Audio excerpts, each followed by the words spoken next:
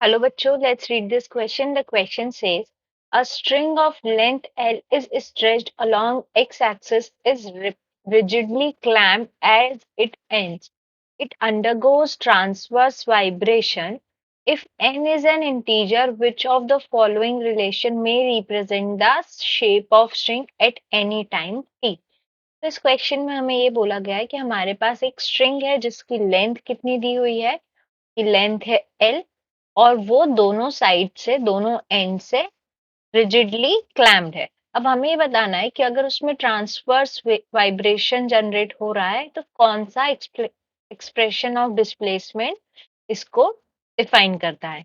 तो we know that this question the key concept is at the ends of the string y is equals to 0। तो अब हमें पता है कि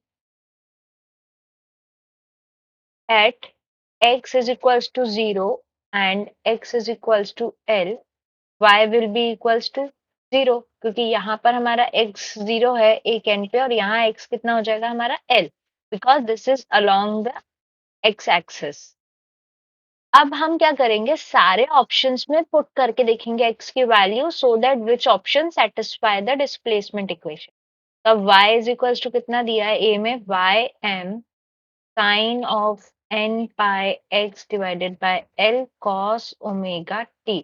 अब अगर इसमें हम x is equals to 0 and x is equals to l put करते हैं तो x इज इक्वल्स टू 0 पे क्या हो रहा है y m sine 0 cos omega t। तो ये ओवरऑल क्या हो गया 0 तो ये कंडीशन सेटिस्फाइड है।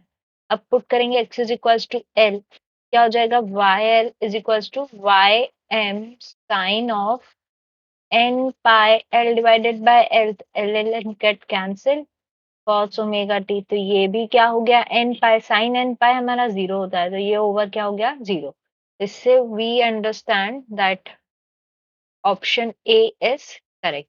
अब ऑप्शन बी में क्या दिया हुआ है हमें y is equals to y m sine of n pi x l sine omega T.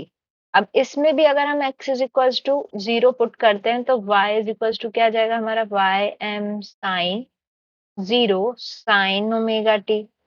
ये भी 0 आ गया और y is x is equals to l put कर x is equals to l तो y क्या आ जाएगा हमारा y m sine n pi sine omega T. तो ये भी क्या हो गया 0।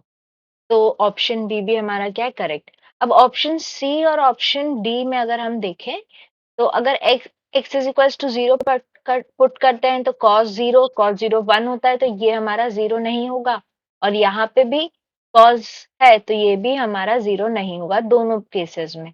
इसलिए हमारा आंसर क्या हो गया so the answer is option O and option B. I hope you understood the question well. Best of luck.